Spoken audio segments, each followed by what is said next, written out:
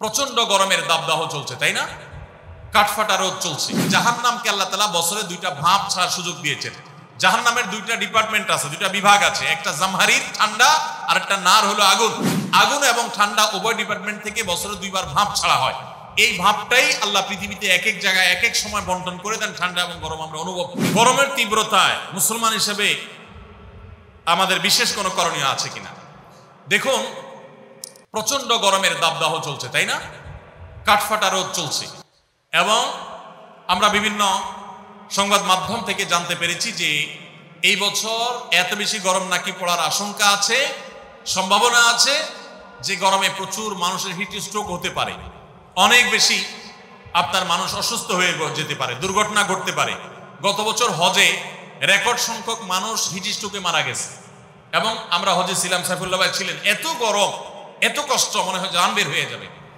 তো এরকম পরিস্থিতিতে একজন মুসলিম হিসাবে আমাদের কিছু করণীয় আছে কিনা?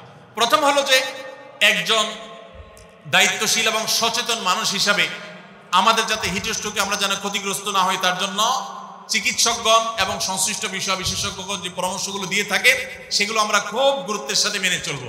আমরা জানি ভিটামিন সি, লেবুর শরবত ইত্যাদি এই সময় খুব বেশি উপকারী হয়ে থাকে, সেগুলো আমরা বেশি করে পান করব। ইহুদিদের যে সমস্ত পণ্যগুলোকে আমরা শরবত বানায় খাই, ড্রিঙ্কস কিনে খাই, সেগুলোর পরিবর্তে আমরা লেবুর শরবত ইত্যাদি বেশি বেশি খেতে পারি। যে পরামর্শগুলো ডাক্তাররা দিয়ে থাকেন, স্বাস্থ্য বিশেষজ্ঞরা দিয়ে থাকেন, সেগুলো আমরা মেনে চলবো। যত সম্ভব নিজেদের দিকে খেয়াল রাখবো। এর পাশাপাশি মনে রাখবো, গরমের তীব্রতা, পৃথিবীতে আমরা যে গরমের অনুভব করি, এই গরমের তীব্রতা এটা কিন্তু জাহান্নামের ভাব। বুখারীর হাদিস দ্বারা এসেছে, হাদিস দ্বারা প্রমাণিত যে জাহান্নামকে আল্লাহ তাআলা বছরে দুইটা ভাঁপ ছাড়ার সুযোগ দিয়েছেন। জাহান্নামের দুইটা ডিপার্টমেন্ট আছে, দুইটা বিভাগ আছে, একটা জামহারির ঠান্ডা আর একটা নার হলো আগুন। আগুন এবং ঠান্ডা উভয় ডিপার্টমেন্ট থেকে বছরে দুইবার ভাঁপ ছাড়া হয়। এই ভাঁপটাই আল্লাহ পৃথিবীতে এক এক জায়গায় এক এক সময় বন্টন করে দেন। ঠান্ডা এবং গরম আমরা অনুভব করি।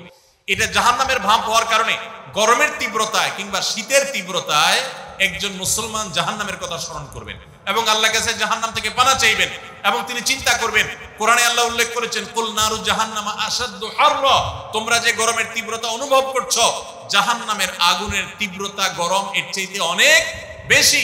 দুনিয়াতে আমরা যে আগুন জ্বালিয়ে থাকি, আমরা চুলাতে রান্না বাড়ার সময় যে আগুন জ্বালিয়ে থাকি, এর চাইতে ফ্যাক্টরিতে যে সমস্ত আগুন জ্বালানো হয় সেগুলোর তীব্রতা অনেক বেশি। দুনিয়াতে আগুন যত তীব্র হতে পারে, জাহান্নামের আগুন তার চাইতে 70 গুণ বেশি তীব্র। ভাইরা আমার, এই জন্য এই গরমের তীব্রতা আল্লাহর কাছে জাহান্নাম থেকে পানা চাইবো। অনেকে গরম তীব্র হলে গালিগালাজ শুরু করেন, বিদ্যুৎ গেলে বিদ্যুৎ কর্তৃপক্ষের 14 গোষ্ঠী ধরে গালিগালাজ করেন। গরমের মা বাপ তুলে অনেকে গালিগালাজ করে, আছে না নেই? আর কিছু না হোক, একটা নর্মাল গালি দেয় বউয়ের ভাইয়ের কথা বলে যে অমুকের গরম, বলে কি বলে না? তো এই ধরনের যে কথা বলা হয়, এগুলা অনেকে আমাদের নিজের অজান্তে বলি, যে গরমে সহ্য করতে না পারে গরমের মা বাপ তুলে গালিগালাজ করে দিলাম। তো এটা থেকে গরম কমবে? আরো গরম বাড়বে। কোন গরম বাড়বে? মাথা গরম হবে, মেজাজ গরম হবে, আরো গরম বাড়বে, লাভ হবে না। তিরমিজির একটা হাদিস আছে, যে জিনিসটাকে গালি দেওয়া যায় না, অভিশাপ দেওয়া যায় না, ওইটাকে যদি কেউ অভিশাপ দেয় তাহলে সে অভিশাপ তার উপর এসে বর্তা। এই জন্য ধৈর্য না হারানো, সবর করা। আল্লাহ তাআলা আমাদেরকে সবর করার তৌফিক দান করুন। সেই সাথে গরমের তীব্রতা কমানোর জন্য প্রত্যেকটা মানুষ প্রচুর পরিমাণে গাছ লাগানোর চেষ্টা করবেন। আপনারা জানেন যে আমাদের দেশে যেই পরিমাণ বনাঞ্চল থাকা দরকার, এগুলা নানান সময়ে কলকারখানার নামে, এগুলা নানান সময় নানা নামে নিধন করা হয়। আমরা নিজেরাও প্রয়োজনে অপ্রয়োজনে নিধন করি। ইসলাম সাদকায়ে জারিয়া হিসাবে গাছ লাগাইতে আমাদেরকে উৎসাহিত করেছে।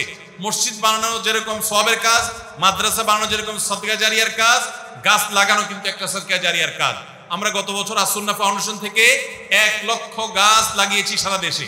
আপনাদের নওগাঁ জেলাও লাগানো হয়েছে এবং সারা দেশে আমরা প্রচুর পরিমাণে লেবুর গাছ লাগিয়েছি, আম গাছ, পেয়ারা গাছ ইত্যাদি আমরা লাগিয়েছি। আপনি নিজের জায়গায় হলে তো ভালো, না হলে আরেকজনের জায়গায় নিজের খরচে লাগান। ভাই, গাছটা আপনি ভোগ করেন, আমি লাগাই সব কামাই করলাম। এই গাছ বড় হবে, ছায়া দিবে, এক সময় গরমের তীব্রতা একটু হলেও কমতে সাহায্য করবে।